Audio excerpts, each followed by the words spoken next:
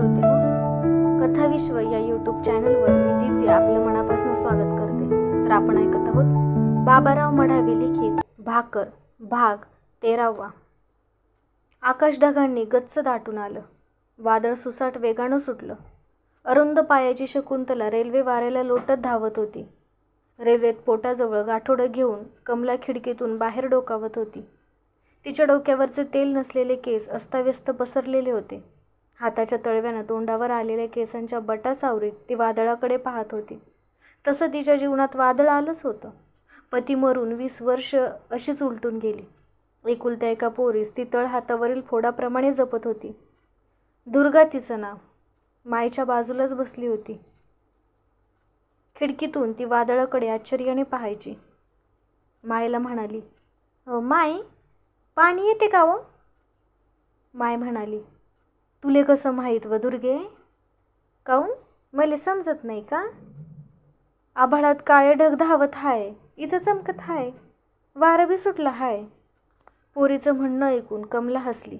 भोळ्या भाबड्या पोरीले निसर्गाची ओळख असलेली पाहून तिचा चेहरा उजळून निघाला. दुर्गेने मग मायला विचारलं, माय, आपण कोणाकडे चाललो व? भैया मामाकडं, येऊ त्याला चाल. 2 दिवस तिथं राहू. मामा नोकरीवर हाय. मामीचा स्वभाव चांगला हाय. विचारपूस करते, जेव खाऊ घालते. मामाले लुगडं घेऊन मागतो.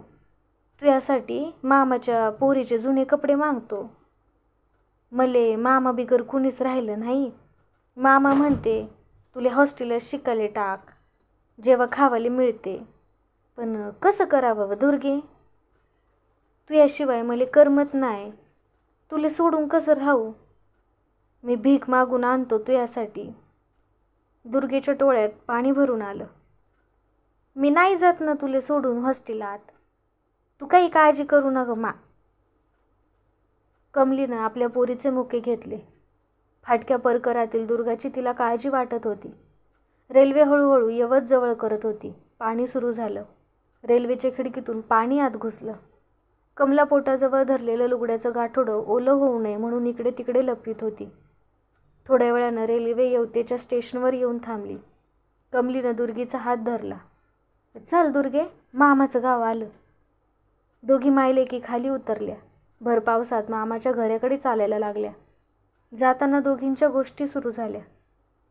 दुर्गीने मायला म्हणाली, माय, आजीलाही प्रेमळ आहे का व? तिची भेट घ्या वाटते. आबाजीने विचारलं, हॉस्टेलात शाळा शिकती की नाही तर का सांगू? हो म्हणजो. नुसतं हो म्हणून कसं व मा? अव आपण त्याला शाळा सोडल्याचं दाखला दाऊ ना व. पण खरोखरच शाळेत नाव टाका लागेल ना हॉस्टेलात. पुढं पाहून काय करायचं ते तर मामालाच आग्रह करत आहे ना दुर्गे. मी हॉस्टेलात गेली तर आपली ताटतूट होईन ना व मा. तू कशी राहशील व माई एकटी? माय मी पाहीन. चालतं मामाच्या घराकडं. दोघी मायले की पावसात भिजत होत्या. पाऊस जोराजोरानं कोसळत होता. लुगड्याचं गाठोडं ओलं चिंब झालं. हळूहळू मामाचं घर आलं. कमला ओली चिंब होऊन दारात उभी होती. तिचे दात थंडीनं कुडकुडत होते. मामीला पाहताच तिनं मामीला जोरानं हाक मारली. पाण्यानं भिजली का ग? पाण्यात कशी आली? टॅक्सीनं यायचं होतं. मामी, टॅक्सीले पैसे नव्हते, तशीच पायी आली. दुर्गा कुठं हाय? तिले बी आणलं हाय. दुर्गे, ये ना व लपतं काऊन? मामी बोलावते ना. सपरीच्या बाहेर असलेली दुर्गा आत आली. आजी मी आली. तिच्या पाठीवरून आजीनं हात फिरवला. दुर्गा लाजत लाजत हसत होती. लवकर कपडे बदल. गुड्डू, दुर्गेला तुझा ड्रेस दे. कमला, तू माझी साडी नेस. मामी मला साडी नाही नेसता येत. लुगड्यासारखी नेस. काय बाई मायले की पावसानं ओल्या चिम झाल्या. आजारी पडा ना अशानं. तुम्ही कपडे बदला, तोपर्यंत मी गरम गरम चहा करते. असं म्हणून मामी चहा करायला गेली. तेवढ्यात मामा आतल्या खोलीतून बाहेर आला. सपरीत कमला व दुर्गी दिसली. कशाला आल्या भर पावसात?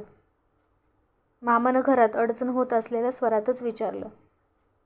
मामा, तुम्ही म्हणलं होतं दुर्गीले हॉस्टेलमध्ये टाका म्हणून. म्हणून मी दुर्गीला घेऊन आली. TC आणला का? हो. मामा दुर्गीचं शाळा सोडल्याचा दाखला आणला. आण, दाखव मला. कमलानं पिशवीतून गुंडाळलेला कागद काढला. पावसानं कागद भिजू नये म्हणून ती पिशवीला घट्ट धरत होती. तरी देखील पाण्यानं कागद थोडा भिजलाच होता.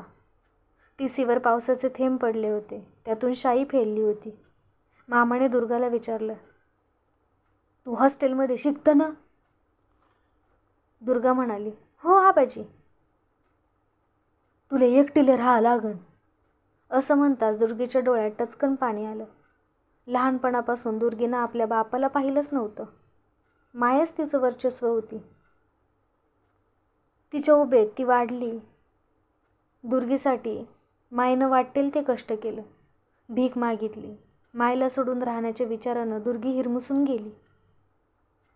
कमला, आता सांग, दुर्गेले हॉस्टेलमध्ये एकटीला पाठवायची तयारी आहे की कसं? मामा तुम्ही असं करा, मी बी दुर्गीबरोबर हॉस्टेलात राहते. तिला एकटीला कसं सोडू? मी लागन तर हॉस्टेलात काम करीन. कमला, तुला समजत नाही का? पोरीबरोबर त्याले मायबाप हॉस्टेलात ठेवत असते का? पण मामा मी एकटी कशी राहू? दुर्गेले हॉस्टेलात टाकल्यावर तुमच्याकडे मला राहू द्या. दुर्गेले भेटीला जाता येता राहीन मी. तुम्ही सारे आडाने हात. जा इथून. तुम्हाला काही समजत नाही. पोरीले शिकवावा असं तर तिथे सोडून राहा लागन. शिक्षणाचं महत्त्व नाही, भीक मागून खायची सवय लागली.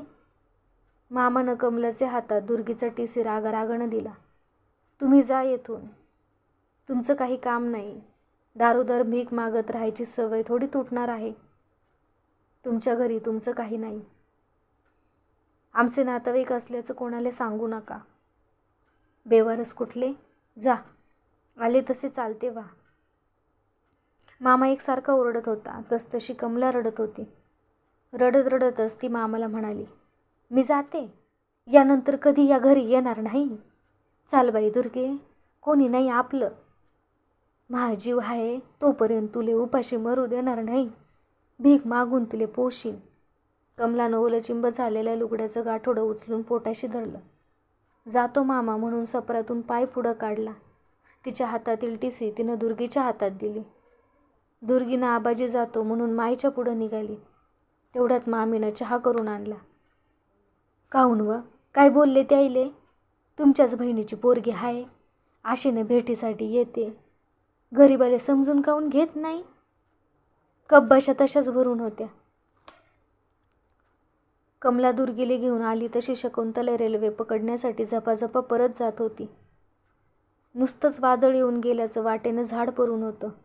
परतीच्या प्रवासासाठी आलेल्या रेल्वेची शिटी नुकतीच वाजली. जाताना कमलानं दुर्गीला म्हणलं, तुझे हात पिवळे होईपर्यंत मी तुला सोडत नाही. मग माय एकटीचं कसं बी हो. माईचा धीर पाहून दुर्गीच्या पायात बळ आलं. मायले की बिना तिकिटानं रेल्वेचा प्रवास करण्यासाठी जोराजोरानं चालत होत्या. तर आजचा भाग कसा वाटला हे कमेंटद्वारे नक्की कळवा व चॅनलला लाईक करा, शेअर करा व सबस्क्राईबही करा. धन्यवाद.